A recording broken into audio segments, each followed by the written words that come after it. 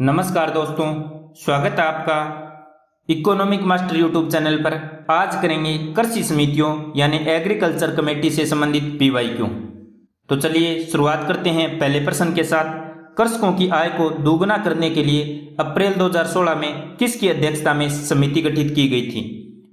Ramesh Chand, Ashok Dalvi, Ashok Lahiri, Y वीर रेड्डी। तो दोस्तों सही ऑप्शन होगा ऑप्शन बी, अशोक दलवई।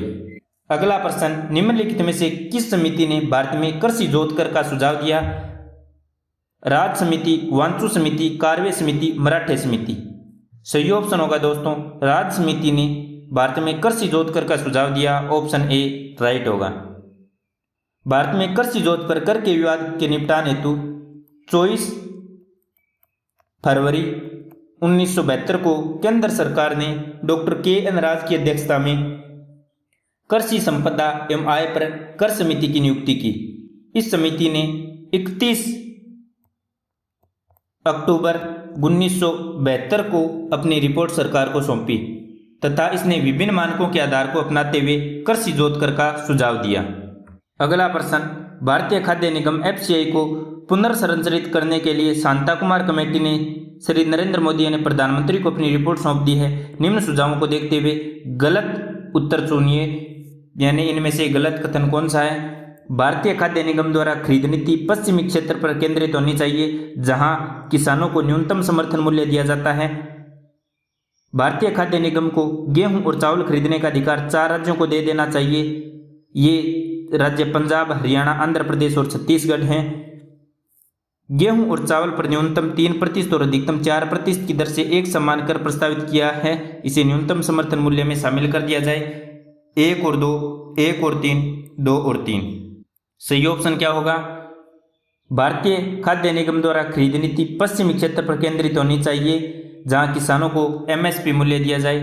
तो दोस्तों शांता कुमार कमेटी की रिपोर्ट ये नहीं थी। भारतीय खाद्य निगम को गेहूं और चावल खरीदने का अधिकार 4 राज्यों को देना चाहिए, ये भी रिपोर्ट में नहीं था। गेहूं और चावल पर न्यूनतम 3% और अधिकतम 4% की दर से एक समान कर प्रस्तावित किया, इसे MSP में शामिल कर दिया गया। ये सुझाव था। तो ऑप्शन 3 राइट है, 1 और 2 गलत है। पूछ क्या रखा है, गलत उत्तर कौन से हैं? तो सही उत्तर होगा ऑप्शन ए, 1 और 2। भारत सरकार ने अगस्त 2014 में उच्च स्तरीय समिति का गठन किया। श्री शांता कुमार इस समिति के अध्यक्ष बनाए गए। इसके अलावा 6 सदस्य और एक विशेष आमंत्रित सदस्य को शामिल किया गया। समिति का कार्य भारतीय खाद्य निगम की परिचालनात्मक कार्यकुशलता और वित्तीय प्रबंधन में सुधार के माध्यम से भारतीय खाद्य निगम को पुनर्गठित करने के बारे में अपना सुझाव प्रस्तुत करना था।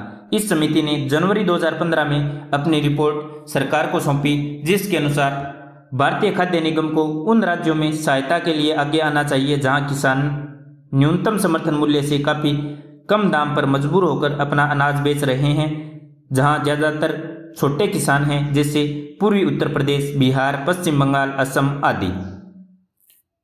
दूसरा सुझाव इसका था, गेहूं, धान और चावल की सरकारी खरीद से संबंधित सभी ऑपरेशन भारतीय खाद्य निगम द्वारा राज्यों को सौंप देने चाहिए, जिन्हें इस संबंध में पर्याप्त अनुभव प्राप्त हो चुका है तथा उन्होंने खरीद के लिए पर्याप्त ढांचागत सुविधा बना ली है। ये राज्य हैं आंध्र प्रदेश, छत्तीसगढ़, मध्य प्रदेश, हरियाणा, उड़ीसा, पंजाब।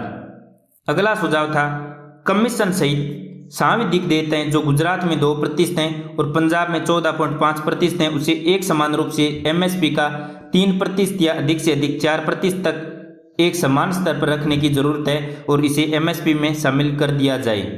दोस्तों कृषि समितियों से इतने ही पीवाईक्यू।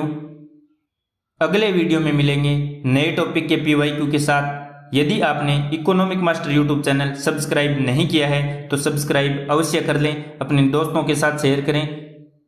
तब तक के लिए जय हिंद, जय भारत।